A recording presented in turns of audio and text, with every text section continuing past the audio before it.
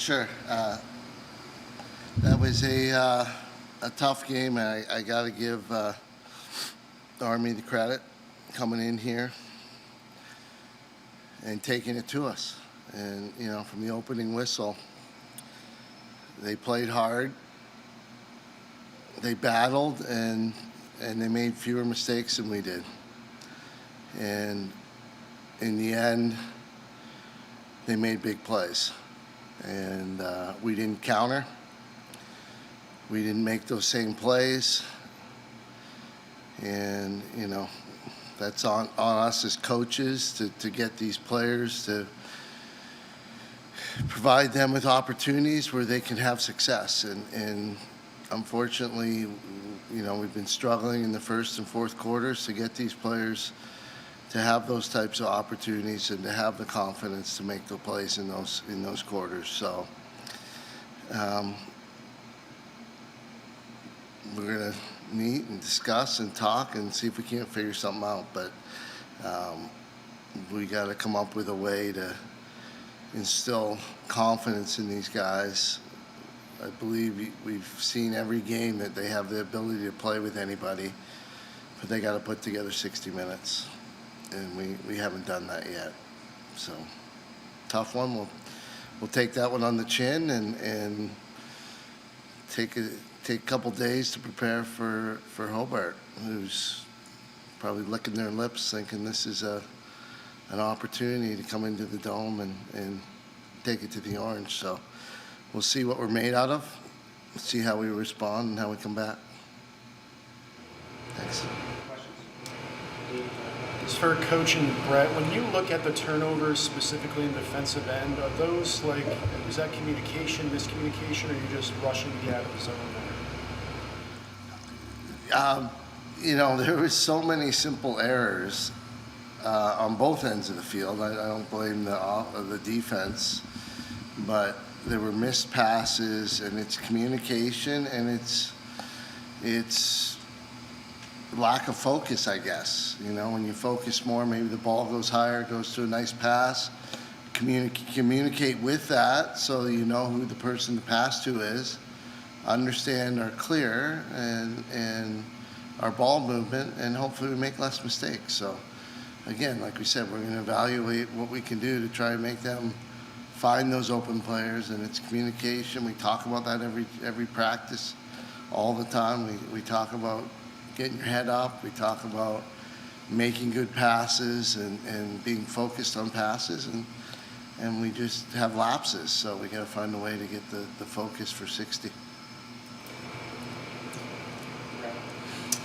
Yeah, I'll just tally along with the lack of focus. I think too many times we had a good defensive stand, whether we get the ball on the ground or Harrison made a save. We just got to work on keeping our head up, picking up the ball on the first time, and sort of finding an open teammate instead of, maybe holding on to it too long or trying to flick at the ball. Practice that and cut down on that moving forward. Brett, you've gone up against Brendan a couple of times now. Nick Turner, I guess, what did you maybe take from those past matchups and take that into today? I guess how do you assess that matchup today? Sure. He's their go, definitely. He's a great player. Likes to get physical up the hash. We had a good game plan going in. Coach Petramala, Coach Gade, and crew set us up for success, and at the end of the day, I just have to do a better job executing. Coach, what was kind of the deciding factor to take Bobby out and Harrison in the rest of the game? And I guess for you, when you kind of hear, when you kind of know that you were going to go in, and I guess how do you think you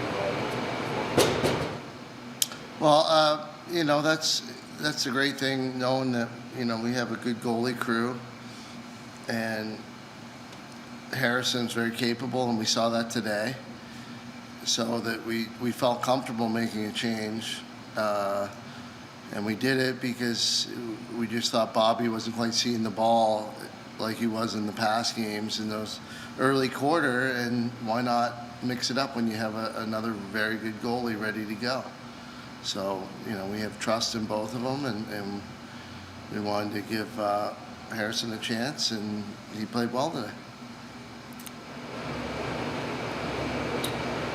Yeah, Bobby's a great goalie. It's a good competition between both of us. And I'm always prepared game time. Like, you never know what's going to happen. Maybe he didn't see the ball well, but, I just went out there. I was doing what I do, and I was just prepared. Coach, 3 assists on 13 goals.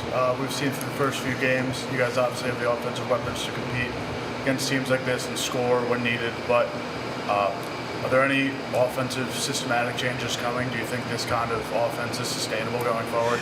I don't know how many more changes we can make on the offensive end. We've used a lot of different sets. We've been, trying to come up with ways to utilize the players that we have and get them good scoring opportunities. And the difference today was they flipped to a zone, and we weren't able to put the ball in the back of the net against the zone. So, and we thought we were a pretty good zone team, and it just didn't work. We got the details are in shifting people, finding the players inside, knowing when to look, and we looked a little confused out there. And then we started taking some outside shots from 14, 15 yards, and they became easy saves, so we lost some confidence, and we just really struggled against the zone. So, we got to prepare to adapt to whatever the other teams, going to do to us, and we need to be better. We will be.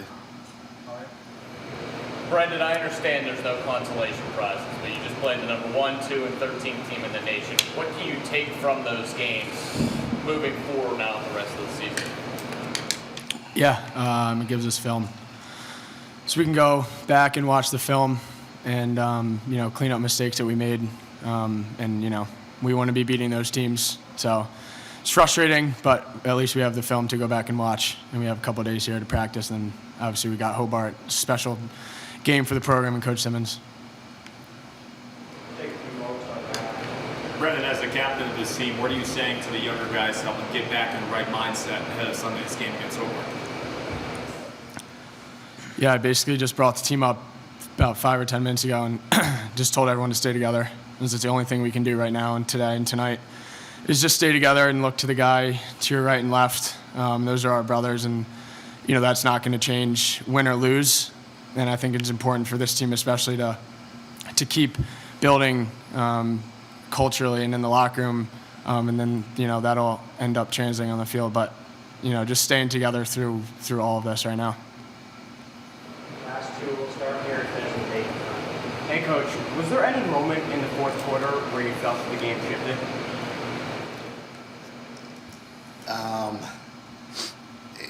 It was when they were playing their zone defense and we started turning the ball over, and then we couldn't clear the ball. It was just I don't know exactly. It just was a series of mistakes that we built on. Instead of making a mistake, recovering, and making a great play, we compounded those mistakes and kept making more and more, and then the game just got out of control. And they were simple things, like a clear and it's a easy catch, we miss it, goes right to the other stick, easy goal for them, right? Those types of things just kept, happening in that fourth, and we got to find a way as coaches to help our players so that those types of things don't happen. I guess just following up on that thought, there's obviously a lot that we are not privy to in practice and in preseason this year. Is the game performance incongruent to what is representative in practices in terms of the mistakes and lack of execution? No, the effort and energy and the practice is fine. I think and we're doing mental work, we're doing a little bit of everything, but there's nothing like a game. And to compete in a game puts mental pressure on you. And we're trying to find ways of putting pressure on our players in practice to replicate it so that they are ready to play when it comes game time. And we haven't figured out what buttons to push yet or how to do that yet, but hopefully we'll get it figured out.